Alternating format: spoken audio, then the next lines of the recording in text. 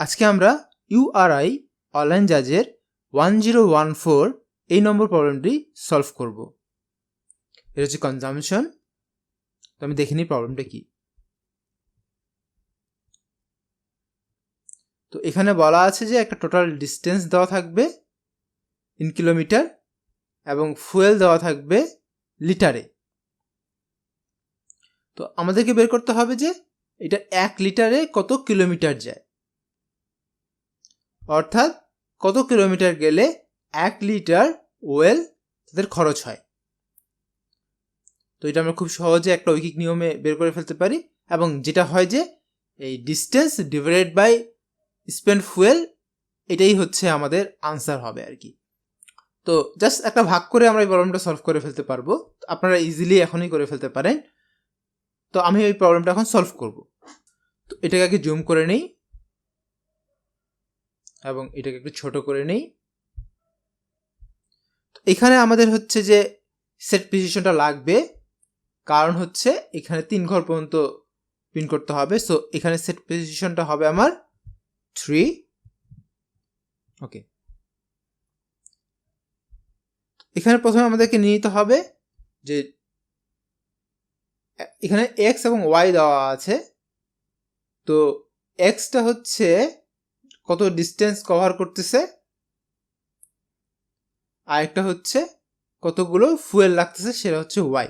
So আমি দুটো double নিয়ে নেই, এখানে ভাগ করতে হবে,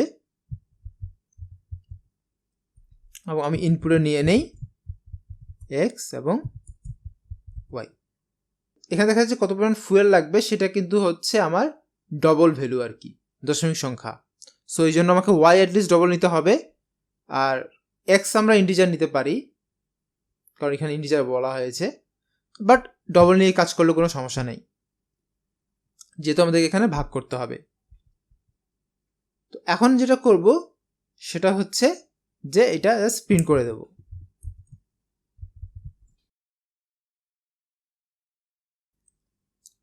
ওকে, তো এইখানে অ্যাকচুয়ালি আমার আনসারটা হবে। তো আমি এটাকে বাদ দিই। এটা কি? এটা হচ্ছে ডিস্টেন্স ডিভাইডেড বাই কি পরিমাণ ফুয়েল সে স্পেন্ড করেছে সেটা। তো এখন আমি যদি এটাকে রান করি, তো ইনপুট নিচ্ছে। সো আমি প্রথমে দেবো 500, তারপর হচ্ছে 35.0, এবং যদি ইন্টার দিই তাহলে দেখবো যে 14.286 কিলোমিটার পার লিটার। এই যে আমি যেটা আনসার চেয়েছি সেটা এখানে চলে এসেছে। তো আমি এখন এটাকে সাবমিট করব।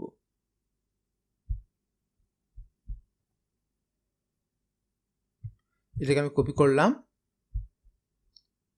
এটাকে বড় করলাম। তো আমি এখানে সোর্স কোডটা পেস্ট করে দিতে পারি।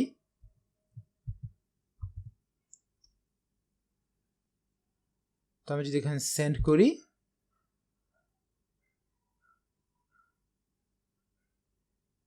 জাস্ট ইন কিউ, আমি যদি এটাকে একটু রিফ্রেশ করি এবং এখানে দেখাচ্ছে অ্যাকসেপ্টেড।